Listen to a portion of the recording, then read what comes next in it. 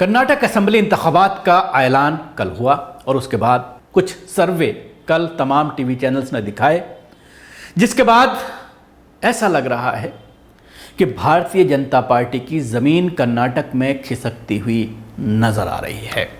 Bharatiya Janata party ने कर्नाटक में पूरी नौटंकी की। जिस तरह से उसको हिंदुत्व का एक कहा जा सकता है ग्राउंड बना दिया, जिस तरह से मुसलमानों को वहाँ पर परेशान किया जाने लगा, गोश्त पर पाबंदी लगाई गई और आखिर में असेंबली इंतखाबात से 3 दिन पहले एक फैसला लाया गया जो 4% रिजर्वेशन पिछली सरकार के जरिए मुसलमानों को दिया गया था, उस रिजर्वेशन को ख़त्म करके लिंगायत को दे दिया गया। ये आखिरी फैसला मुसलमानों के खिलाफ कर्नाटक सरकार का देखने में आया। और जिस तरह से वहाँ पर यह सामने आया कि मंदिरों में जो मेले लगते हैं रामनवमी के दौरान, वहाँ पर मुसलमानों की दुकानों को नहीं लगने दिया गया। टीपू सुल्तान का जो किला है मैसूर, उसको लेकर के जिस तरह की सियासत की गई, जो वहाँ पर उर्स होता था सरकार के ज़रिए, उसको ख़त्म किया गया। यानी तमाम तरह की जद्दोजहद की गई। सड़कों पर लोग उतरे, मुसलमानों के ख़िलाफ़ नारेबाजी, नफ़रती तकरीरें, स्पीच, नफ़रती भाषण, ये तमाम चीज़ें होने के बावजूद बीजेपी वहाँ पर फ्लॉप होती हुई नज़र आ रही है। जो सर्वे आ रहे हैं उससे पूरी तरह से बीजेपी का सफाया वहाँ पर होता हुआ नज़र आ रहा है। लेकिन एक चीज़ और मैं आपको दिखाना चाहूँगा, आप अपनी टीवी स्क्रीन पर देख सकते हैं। जब इन सर्वे को दिखाया जा रहा तो टीवी चैनल्स किस तरह की नौटंकी कर रहे थे। अगर ये सर्वे उल्टा होते, यानी भारतीय जनता पार्टी वहां पर सरकार बनाने में सक्षम होती इन सर्वों के अकॉर्डिंग, तो वहां पर प्रधानमंत्री नरेंद्र मोदी का चेहरा दिखाया जाता। लेकिन जब वो नाकाम हो रही है तो वहां पर जेपी नड्डा को दिखाया जा रहा है, और कांग्रेस कामयाब हो रही है तो वहां पर राहुल गांधी के बजाय पार्टी अध्यक्ष को दिखाया जा रहा है, खड़गे को दिखाया जा रहा है। इससे पहले आपने बहुत सारे सर्वे देखे होंगे। हर चीज में जहां पर भारतीय जनता पार्टी जीतती हुई नजर आ रही है, जिस भी असेंबली इंतखाब में, वहां पर मोदी का चेहरा सामने रखा जाता है और यह दिखाया जाता है कि मोदी के बल पर ही सरकार बनाने में कामयाब हो रहे हैं। लेकिन जहां हार होती है वहां मोदी का नाम लिया ही नहीं जाता। इसमें आप देख सकते हैं, स्क्रीन में जो स्क्रीनशॉट है चैनल का, उसमें आप देख सकते हैं बड़ा खेल किया जा रहा है मीडिया के जरिए। पूरी तरह से दलाल मीडिया लेट गई है सत्ता के सामने। आइए अब आपको हम दिखाते हैं कि क्या सर्वे आए हैं, सर्वों में किस तरह से खुलासा हुआ है। 2-3 सर्वे आपको दिखाएंगे, जिससे आप अंदाज़ा निकाल सकते हैं। तमाम सर्वों में ये सामने आ रहा है कि बुरी हाल हो रही है बीजेपी की और कांग्रेस वहाँ पर सरकार बनाने में कामयाब है। जेडीएस भी, जनता दल सेकुलर भी अच्छा वहाँ पर करती हुई नजर आ रही है। दक्षिण के दंगल का बिगुल बज गया है। कर्नाटक विधानसभा चुनाव की तैयारी का ऐलान होने के साथ ही पार्टियों ने कमर कस ली है। कर्नाटक में भले ही अभी बीजेपी की सरकार है, लेकिन 2018 के विधानसभा चुनाव का नतीजा त्रिशंकु रहा था। 2008 में भी कर्नाटक में किसी पार्टी को बहुमत नहीं मिला था। इस बार के विधानसभा चुनाव में बीजेपी और कांग्रेस दोनों की ओर से दावों का दौर शुरू हो गया है। सीएम बसवराज बोम्मई ने कहा है कि बीजेपी फिर बहुमत से सरकार बनाएगी। उधर कांग्रेस के प्रदेश अध्यक्ष डीके शिव कुमार कह रहे हैं कि कांग्रेस पूरी तरह तैयार है। वहीं जेडीएस भी मैदान में दावेदारी ठोक रही है। आइए जानते हैं कर्नाटक में आए हाल के सर्वे में किस पार्टी को कितनी सीटें मिल रही हैं।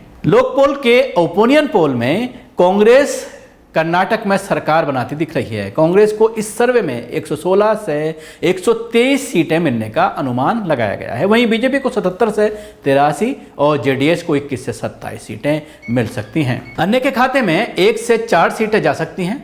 लोक सर्वे का दावा है कि इस सर्वे में 45,000 लोगों की राय ली गई है और 45 दिन तक चुनावी विश्लेषकों के रिसर्च के बाद इसके नतीजे आए हैं। वोट प्रतिशत की बात करें तो इस सर्वे में कांग्रेस को 39 से 42% वोट मिलते दिख रहे हैं। वहीं बीजेपी को 33 से 36% और जेडीएस को 15 से 18% वोट मिल रहे हैं।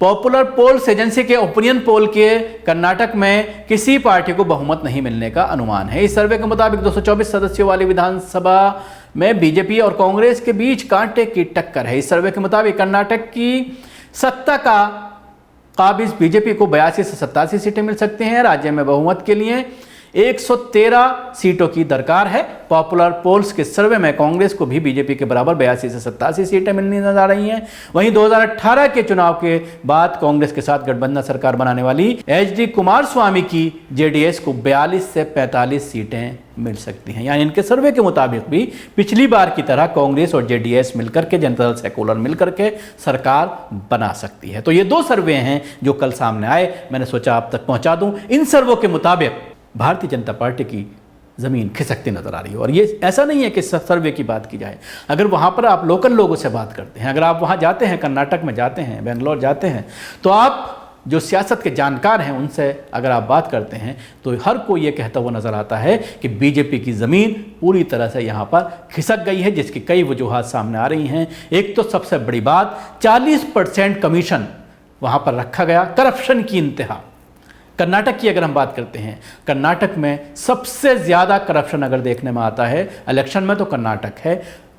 एमपी एमएलए की सीट करोड़ों रुपए में, सैकड़ों करोड़ रुपया खर्च किया जाता है विधायक के इलेक्शन में।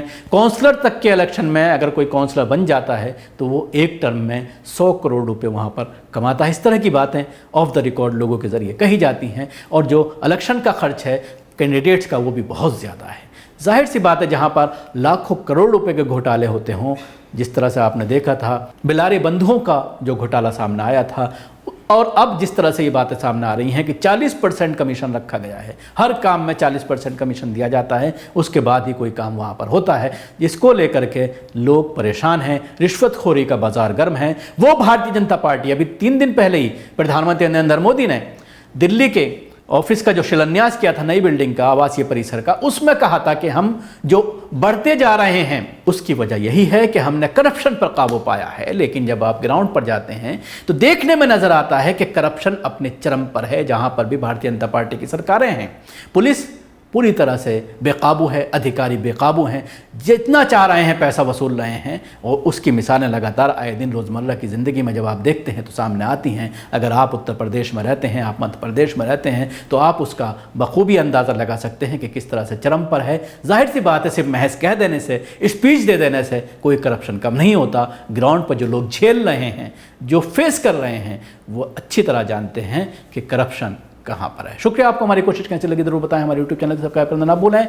इसके साथ ही बेल आइकन जरूर दबाएं। अगर आप वीडियो फेसबुक पर देख रहे हैं तो पेज को लाइक करें, उसके साथ ही फॉलो भी करें। धन्यवाद।